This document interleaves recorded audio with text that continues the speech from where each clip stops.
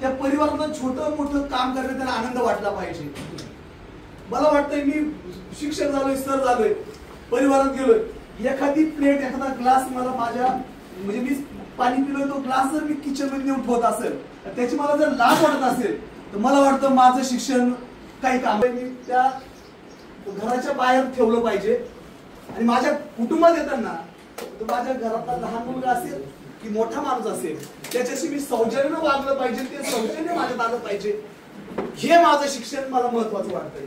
तसंच माझ्या संघटनेच्या बाबतीत आहे की अंबादास आहिरे नाशिक शहराचा शहराध्यक्ष म्हणून काम करत असताना जबाबदारी फक्त शहराची नाही, जिल्ह्यातील सर्वसामान्य कार्यकर्ता आहे, जिल्ह्यातील युवा प्रदेशाचा मोठा कार्यकर्ता पदाधिकारी आहे, त्याच्याशी मी किती संवाद साधतोय, मी किती सौजन्यानं वागतोय, मी कोणत्या प्रकारे त्यांचं मार्गदर्शन घेऊन काम करतोय अथवा मी त्यांना काय संवादाने मार्गदर्शन करू शकतोय या गोष्टीवर विचार होणं गरजेचं आहे. मित्रांनो, संघटनेचं काम करत असताना मला तुमच्या सर्वांबाबत खूप अभिमान आणि आदर वाटतोय की बहुजन रयत परिषदेचे जेही कार्यकर्ते आज उपस्थित आहेत, जे काही कामानिमित्त येऊ शकले नसतील, हे समर्पित भावनेतून काम करणारे सर्व कार्यकर्ते आहेत. ही कार्यकर्ते प्रामाणिक आहेत, ही कार्यकर्ते तडजोड करणारे कार्यकर्ते नाही. ही कार्यकर्ते काय आहेत, साहेबांच्या विचारांवरती ठाम विश्वास ठेवून ताईंचं नेतृत्व महाराष्ट्राच्या पटलावरती आणण्यासाठी, राजकीय संधी शोधण्यासाठी कोणती संधी मिळत नाही प्रयत्न बंधन करणारे कार्यकर्ते आहेत. त्यांना माहिती आहे आजचा दिवस नाही पण उद्याचा दिवस आपल्या आयुष्यामध्ये असा येईल की त्या दिवशी बहुजन रयत परिषदेचा कार्यकर्ता पदाधिकारी सत्तेच्या सोपानावरती बसल्याशिवाय राहणार नाही. तर मला विश्वास आहे की ते नेतृत्व, तो विचार आदरणीय ढोबळे साहेबांकडे आहे आणि त्या व्यक्तीला त्या राजकीय उंचीवर पोहोचवण्यासाठीचं कौशल्य आदरणीय कोमलताईंच्या ठाई आहे.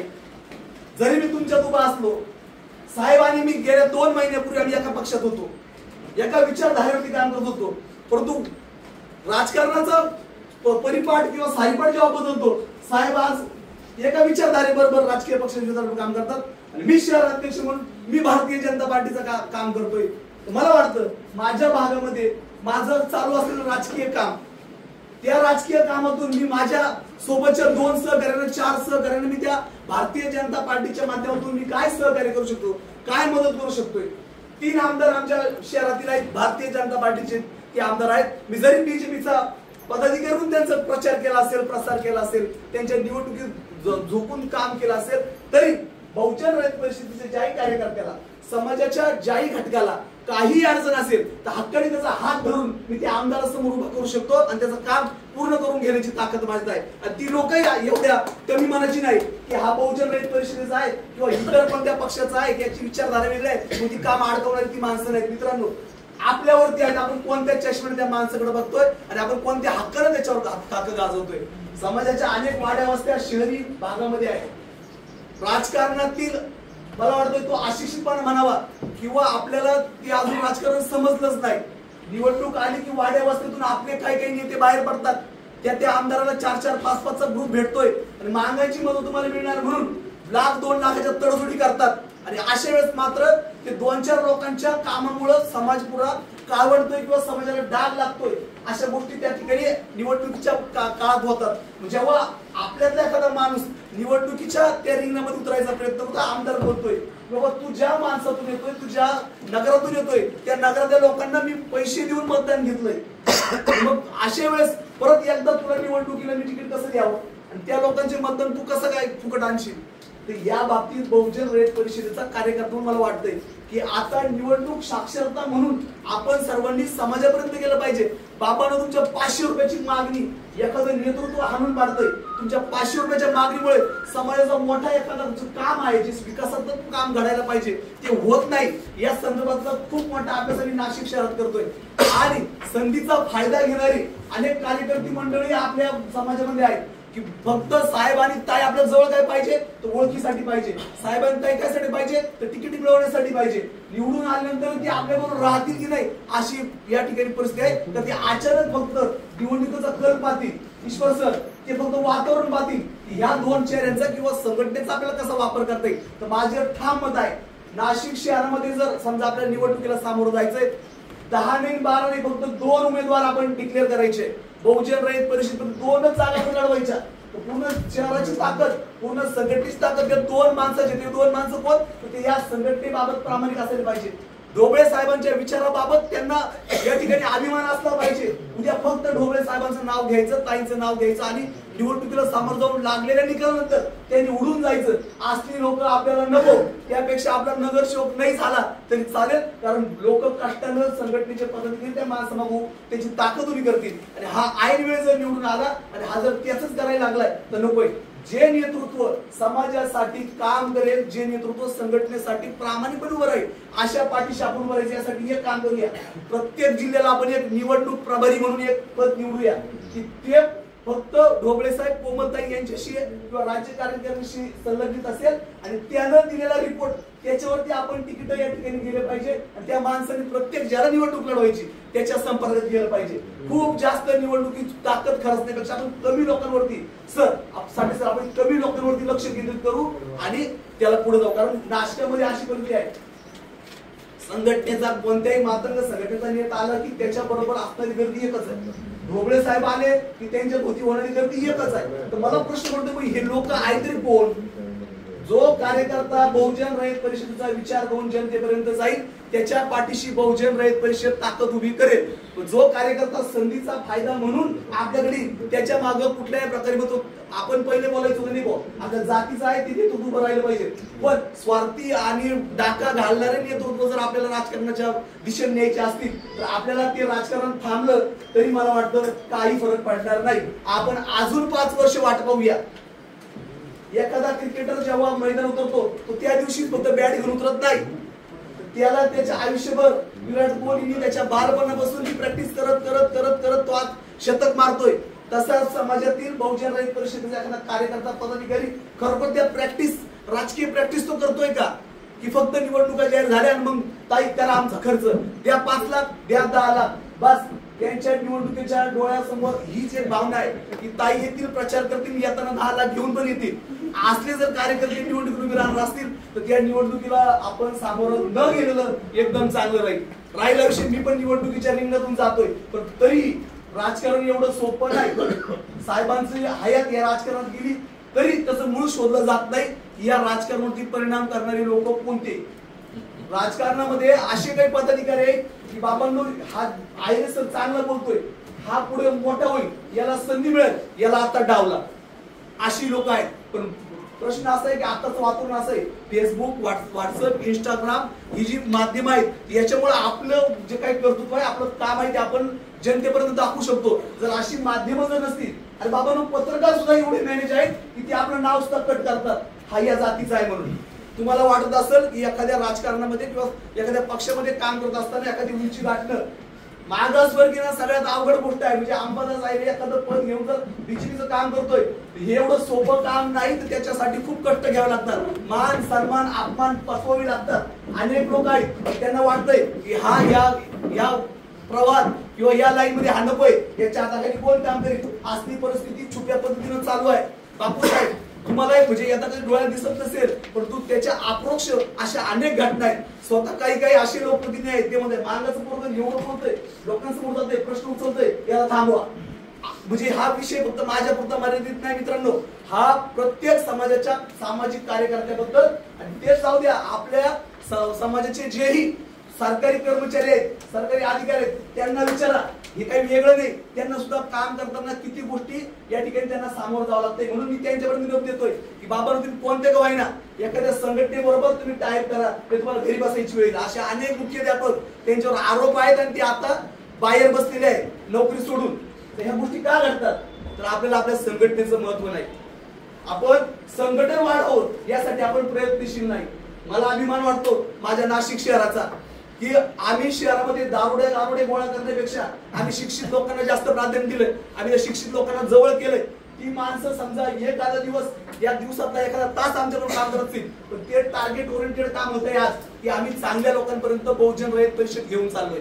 आमची राजकीय विचारधारा काही असेल की राजकीय विचारधारा आमच्या बरोबर कितपत राहील हे आम्हाला माहिती आहे, परंतु समाजाचा किंवा वंचितांचा लढा लढत असताना, काम करत असताना ढोबळे साहेबांचा विचार घेऊन आम्ही ज्याप्रमाणे समाजाच्या घटकांमध्ये जातोय आम्हाला त्याचं रिझल्ट कळतोय की लोक ऍक्सेप्ट करतायत की ही ढोबळे साहेबांची माणसं आहेत, ढोबळे साहेबांचं काम चांगलं आहे, चांगला नेता आहे, म्हणून अशा पद्धतीने आपल्याला ते क्रेडिट मिळतंय. जिवंत असताना फक्त मातंग समाजाच्या आजूबाजूला इर्द गिर्द म्हणजे गोल राऊंड करण्यापेक्षा, त्याच्या भोवती राहण्यापेक्षा बहुजनांच्या प्रश्नांवरती आता आपण बोललं पाहिजे, त्या नेतृत्वात आपण गेलं पाहिजे. आता आपल्या इथून पुढच्या नियुक्त्या हे फक्त मातंगांच्या किंवा मातंगांच्या तत्सम घटकातीलच नाही आले पाहिजे. तर आता ओबीसी समाज आहे आपल्या याच्यात, मराठा समाज आहे, त्यांना तिथे काही नेतृत्व आहेत की ज्यांना ती गरज आहे की एखाद्या संघटनेबरोबर गेलं पाहिजे. आता याच्यानंतर मी तर म्हणतो 20% मातंग समाज नियमायचा, 80% हा इतर समाजांना आपण संघटनेच्या माध्यमातून काम करण्याची संधी द्यायची. कारण आता मातंग म्हणून जी आपण गाथा लावली ती गाथा आता कुठेतरी गुंडे साहेब आता बंद झाली होणं गरजेचं आहे. तर जोपर्यंत आपण सगळ्यांना जातीपातीच्या धर्माच्या भिंती सोडून आपण सगळ्यांना जर कवेत घेत नाही तर मला वाटतं आपलं काम या ठिकाणी पूर्ण होऊ शकणार नाही. राजकीय संधी घेत असताना मला वाटतं राजकारण हे काही रॉकेट सायन्स नाही. अहो रात्रीतून एखादा दारूवाला धंदा करणारा माणूस 5 वर्ष काहीच काम करत नाही, रात्रीतून पैसे वाटतो आणि तो नगरसेवक होतोय. एखादा माणूस गुंडगर्दी करतोय, 4-5 खून करतोय, त्याच्यावर आरोप होत आहे, तो माणूस पैसे वाटतोय आमदार होतोय. एखादा माणूस मोठमोठ्या इंडस्ट्रीला सोबत घेऊन, त्या इंडस्ट्रीला सोबत घेऊन, तिथल्या माणसांना सोबत घेऊन तो लोकसभेची निवडणूक निवडून येतोय. हे काय, ते बदलतं राजकारण आहे. आणि बदलत्या राजकारणामध्ये तुम्ही कुठे आहे तर आपण पुढंच लागत नाही. हे होत असताना आपल्याला असं वाटतंय की खूप जीवावर यावं आणि आपण ते काम करावं. असं पण काम करायचं नाही.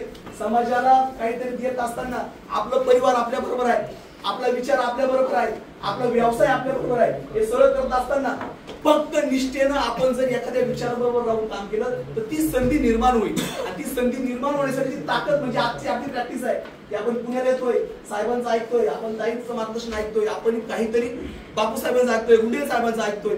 हे ऐकून काय करायचंय तर मी संघटनेसाठी काय करू शकतो किंवा काय कार्यक्रम लावू शकतो. मला असं वाटतंय की कार्यकर्त्यांना एक सरळ सोपा मार्ग आपण या निमित्तानं कार्यक्रमाचा देऊया.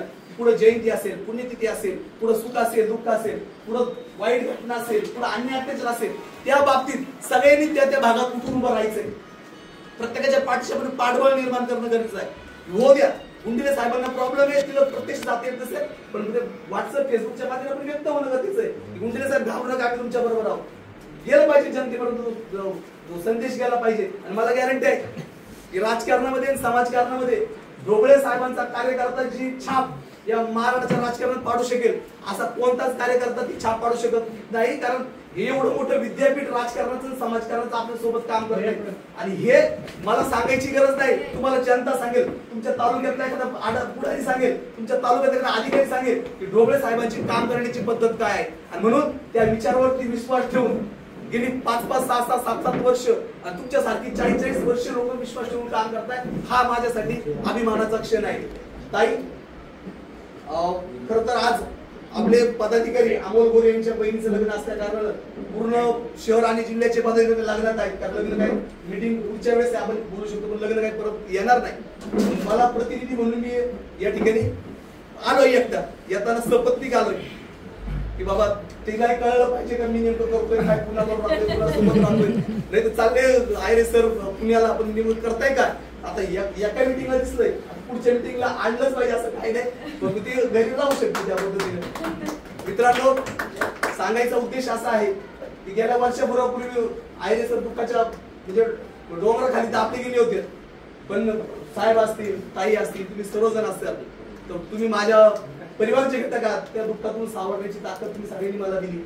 मला या गोष्टीचा अभिमान वाटतो की जेव्हा एखादा माणूस दुःखात असतो त्यावेळेस त्याला हात देण्याची, साथ देण्याची. आता गुंडीने साहेब आल्या गुंडी साहेब माहितीच मी लग्न केलं असं ते जरा शब्द चोरून बोलत आहे माझ्याशी. त्यानं जेव्हा सांगितलं माझं लग्न झालं मग ते बोलले अरे आयरे सर आता मी तुमच्याशी मोकळेपणाने बोलू शकतो, कारण एखादा दुःखी माणूस आहे आपण काय काय विचारावं. मग त्यांचं तो ती पण शंका क्लिअर झाली की मित्रांनो आपण परिवार आहोत, छोट्या मोठ्या गोष्टी होत राहतील. संतोष देशमुख सारखा माणूस एकदम चांगल्या उद्देशानं या ठिकाणी एका एससी मुलाला वाचवण्यासाठी गेलाय आणि त्याचा घात झालाय. राजकारण पाहत कसं फिरतोय की ज्या लोकांनी काही केलंय ती लोक आज कायद्याच्या कचाट्यात सापडली हरकत नाही, परंतु आपला कार्यकर्ता ज्यावेळेस समाजामध्ये काम करेल त्यावेळेस अशा गोष्टींना आपल्याला सामोरं जावं लागेल. असं कोणावरही ही घटना होऊ शकते, होणार नाही असं तर काय भाग नाही, परंतु सगळ्यांनी मात्र एकमेकाच्या संपर्कात राहणं गरजेचं आहे. सगळ्यांनी आपण काय करतोय ते ताईशी साहेबांशी बोलणं गरजेचं आहे. ताई साहेबांशी जरी बोलणं झालं नाही तर या ठिकाणी ताई साहेबांचे वाघमारे साहेब आहेत, तिथं विश्वर सर आहेत, यांच्याशी आपण प्रामाणिकपणे बोलणं गरजेचं आहे. आणि ताई एखादा कार्यकर्ता त्याची ताकद लावून त्याची ओळख लावून जर 2 पैसे संघटनेसाठी जर उभे करत असेल तर मला वाटतं तर त्याला आपण थोडीशी हे पण दिली पाहिजे, थोडी मोकळी दिली पाहिजे. काय होतंय की गाडी लागते, गाडीला डिझेल लागतंय, कार्यकर्ते 4 लागतंय, त्याला नाश्ता लागतोय. बरं आता कार्यकर्ते जेवायला नेलं म्हणजे तसं जेवण नाही होत नाही, तर थोडं ज्यांना चालते त्यांना बाटली लागते. तर मग अशा वेळेस जर घरून जर संसार चालवायचा आहे साहेब तर मग कुठंतरी आपण कार्यकर्त्याला थोडी सूट देणं गरजेचं आहे. एकाच चौकटीत राहून जर आपण एखादा निधी जर उभा करू शकत असू तर ईश्वर सर काय हरकत आहे आपण त्यांना निधी करायला. सगळेच करतात आपण बदललं पाहिजे ना. अहो शिवशाहीचं 750 भाडं आहे, माझा कार्यकर्ता 750 खर्चायला तो म्हटलं पाहिजे ना चला 750 माझ्याकडे झाले आता मला ते भाडं भरायचंय. हे बघ या जीवनामध्ये जीवन जगत असताना सगळे जर प्रभू श्री रामचंद्राच्याच मार्गाने चालले तर माझ्या मित्रांनो रावण पण भरपूर इथं बसले, तर रावणाला मारायचं झालं तर थोडस आपल्याला आयुध जरा वेगळी वापरावं लागतील. तर मला वाटतंय राजकारण समाजकारण करताना आत्मदीप भव स्वयंप्रकाशित व्हा. तर ह्या परिस्थितीसाठी माझी म्हणजे आयरे सर खूप प्रामाणिक आहे, पण कधी कधी खूप प्रामाणिकपणाचा पण दंड भरावा लागतो. आयरे सर खूप चांगले आहे, राजकारण खूप चांगला माणूस आहे, म्हणजे एकदम उजळ माथ्याने फिरणार आहे. जो माणूस चांगला असतो त्याच्या वाट्याला आयुष्यात राजकारण दुःख जास्त येतात, आणि जो माणूस जरा बेरकी वागतो त्याच्या वाट्याला कुणी जात नाही. मित्रांनो तुम्हाला क्लिअरली सांगतो, हा अनुभव मी घेतो आलोय. चांगलेपणा कुठपर्यंत ठेवायचा, थोडा वाईटपणा पुढे घ्यायचा, हे पण आपण त्या परिस्थितीनुसार आपण आपल्या मनाशी ती कुंडाळ बांधली पाहिजे. ताई येणारी संघटना सापाने जशी कात पकडली ना अशी झाली आपली आताची संघटना. कात ज्यावेळेस निघून जाईल आणि सहसारणारी आपली ताकद जेव्हा वाढेल ना, मला वाटतं येत्या स्थानिक स्वराज्य संस्थेमध्ये आपण खऱ्या अर्थानं काहीतरी वेगळं केल्याशिवाय राहणार नाही, बिलकुल राहणार नाही. आपण कुणाला तरी या ठिकाणी संधी देऊ, कुणाला तरी उभं राहू आणि येत्या निवडणुकीमध्ये आपल्या सदस्यांची संख्या वाढल्याशिवाय राहणार नाही. हा आत्मविश्वास माझ्या बाबतीत आहे. मला वाटतंय नाशिक जिल्ह्यातून किमान पंचायत समिती सदस्य, जिल्हा परिषद सदस्य आणि नाशिक महापालिकेतील किमान 2 नगरसेवक असं टार्गेट घेऊन आम्ही संघटना म्हणून पुढे चाललोय. आणि या कामासाठी म्हणून आतापर्यंत आपण काही तडजोडीचं राजकारण पुढे केलेलं नाही, परंतु काही ठिकाणी जर पॅनल चांगला होत असेल आणि तिथं जर आपला माणूस चांगला बसला असेल तर आम्ही त्यावेळेस तुमच्याशी संपर्क साधू. आणि तो पॅनल मध्ये जर आपला माणूस गेला तर काही पॅनल असे आहेत की फक्त माणूस सोबत द्या आम्ही निवडून आणतो, अशा पद्धतीच्या बऱ्याच ठिकाणी तडजोडी असतात. तर त्या तडजोडी सुद्धा तुम्ही सगळ्यांनी तुमच्या पातळीवर ते हेरल्या पाहिजे. मग असं मला वाटतंय की आपण या निमित्तानं हा एक विचार घेऊन पुढे जाऊया. पुण्याला आल्यानंतर वर्षभरानंतर आज पहिल्यांदा आपण एकमेकांशी संवाद साधतो, हा संवाद कायम राहिला पाहिजे. आपण व्हॉट्सअप फेसबुकच्या माध्यमातून या ठिकाणी आपण संपर्कात आहोत. साहेबांचं मला आवडतंय की साहेबांनी ते बँडवाल्यांसाठी खूप चांगल्या पद्धतीनं काम उभं केलंय. जोरदार काळ्या डोंगरे साहेबांसाठी झाल्या पाहिजे की बहुजन रयत परिषदेचा एक माणूस या ठिकाणी वंचित आणि तळागाळातील घटकांसाठी योजना सरकारच्या खेचून आणतोय, काम करतोय. परत समाज कल्याणच्या विभागामध्ये खूप चांगल्या एससी लोकांसाठीच्या योजना आहेत, त्या कोणी दुसरंच घेत आहे. तर आपणही पण एक प्रयत्न केला पाहिजे का पदाधिकारी म्हणून समाज कल्याणच्या त्या ऑफिसला गेलं पाहिजे. काय योजना आहेत त्या योजनेमध्ये आपले सहकारी कसे बसतील याचाही आपण विचार केला पाहिजे. जात पडताळणीचा गुंडले साहेबांनी या ठिकाणी खूप चांगला मुद्दा मांडलाय. आता जात पडताळणी स्कॉलरशिप मिळवण्यासाठी म्हणून खूप गरजेची आहे. आणि त्यावेळेस जर त्या मुलाला जर जात पडताळणी योग्य वेळी भेटली तर त्याला ती शासनाची स्कॉलरशिप मिळत नाही आणि त्यामुळे त्याला ती फी जास्त भरावी लागते, ऍडमिशन पण रद्द होते. तर अशा वेळेस मला वाटतंय की मी गेल्याच आता 2 दिवसात मी त्याचा आढावा घेऊन मातंग समाजातील तत्सम सर्वच जात पडताळण्यात कोणत्या जात पडताळणीला काय यांनी शेरे मारून ठेवले आणि ते फक्त अडवून ठेवलंय प्रकरण की खरोखर त्याच्यात काय प्रॉब्लेम आहे. असे प्रकरण पाहून लवकरात लवकर समाज कल्याण अधिकाऱ्याशी पण आणि जात पडताळणी अधिकाऱ्याशी पण मी स्वतः जाऊन त्या ठिकाणी ते बोलत. कारण असे प्रश्न या ठिकाणी आपण दुर्लक्षित करतो की आपण तो आपल्यापर्यंत पोहोचत नाही. तो चांगला प्रश्न या निमित्तानं उभा राहिला तर सगळ्यांना हा चान्स आहे की किमान जात पडताळणी अधिकाऱ्याशी आपला संवाद होईल बहुजन रयत परिषद म्हणून, आणि समाज कल्याण अधिकाऱ्याशी पण त्या योजनांच्या माध्यमातून आपल्याला हे करता येईल. राहिला विषय अजून आपल्याला हे सर्वांना एक प्रत्येकाने एक प्रशिक्षण घ्यायचंय, माहिती अधिकाराचं प्रशिक्षण घ्यायचंय का प्रशासनाच्या प्रत्येक खात्यामध्ये आपण माहिती मिळवू शकतो आणि ते माहिती अधिकाराचं ट्रेनिंग काही आपल्या प्रत्येक कार्यकर्त्यांना द्यायचे आता. तर आपण फक्त निवेदन देऊन किंवा आंदोलन करून चालणार नाही, तर ती ठास म्हणजे ठोस माहिती ठामपणे ती आपण त्या अधिकाऱ्यांपर्यंत पोहोचवण्यासाठी यासाठी माहिती अधिकार प्रशिक्षण म्हणून आपण एक त्यातील तज्ञ व्यक्ती बोलून असंच एक प्रशिक्षण बोलूया आणि 2 तासात तो विषय मार्गी लावूया. जर माहितीचा अधिकार आपल्याला योग्य कळला आणि त्याचा जर योग्य उपयोग केला तर मला वाटतं संघटनेच्या वाढीसाठी आणि जनतेला न्याय देण्यासाठी आपण त्याचा उपयोग आयुधाचा उपयोग कायद्याने करू शकतो. असो, आपल्या सर्वांशी संवाद साधताना मला आनंद वाटला. याही पुढे आपण सर्वजण एकजुटीने एक विचाराने साहेबांचं नेतृत्व, साहेबांचा विचार, ताईंच्या नेतृत्वात आपण सर्वांनी एका मोठ्या जोशाने काम करायचंय. साहेब, आपण आपला चष्मा जर सकारात्मक लावला तर मला वाटतं आपल्या संघटने एवढी शिक्षित आणि चांगली सुयोग्य मार्गदर्शनाने काम करणारी संघटना मातंगांची किंवा ओबीसीची किंवा बहुजनांची दुसरी संघटना नाही. आणि आपण जर पाहिलं की मग आपल्या संघटनेत असंच येईल तसंच येईल, जर आपण निगेटिव्हिटी जर लक्ष दिली तर मग आपल्यात निगेटिव्ह पॉईंट पण भरपूर आहे. तर मला असं वाटतं का आपण नकारात्मक गोष्टींना दूर सारून सकारात्मक माझ्याकडे काय आहे, आज आमच्याकडे संघटना म्हणून काय उपलब्ध आहे, तर आपल्याकडे उपलब्ध म्हणून एक साहेबांचा विचार आहे, ताईंचं नेतृत्व आहे, हे भांडवल वापरून आपण संघटना कशी वाढवू शकतो, वंचितांपर्यंत कसं पोहोचू शकतो यासाठी म्हणून आपण सर्वांनी काम करूया. आपल्या सर्वांशी संवाद साधताना जर माझ्याकडून काही चुकीच्या गोष्टी बोलल्या गेल्या असतील, पण ज्याही बोलल्या त्या काही जगाच्या वेगळ्या बोलल्या गेल्या नसतील, तर जर वाईट वाटलं असेल, काही वाटलं असेल की आई सर जरा जास्तच स्पीडली निघून गेले, तर कृपया तुमचा लहान मुलगा म्हणून मला माफ करा, मी तुमची माफी मागेल. परंतु संघटनेच्या बाबतीत तडजोड नाही. आपण जर तडजोडी करायला लागलो तर मला वाटतं मग ते विचारधारेला काही अर्थ राहणार नाही आणि एक ताकदीने आपण सर्वांनी काम करूया. अशा सगळ्यांना मी शुभेच्छा देतो आणि थांबतो. जय हिंद, जय महाराष्ट्र.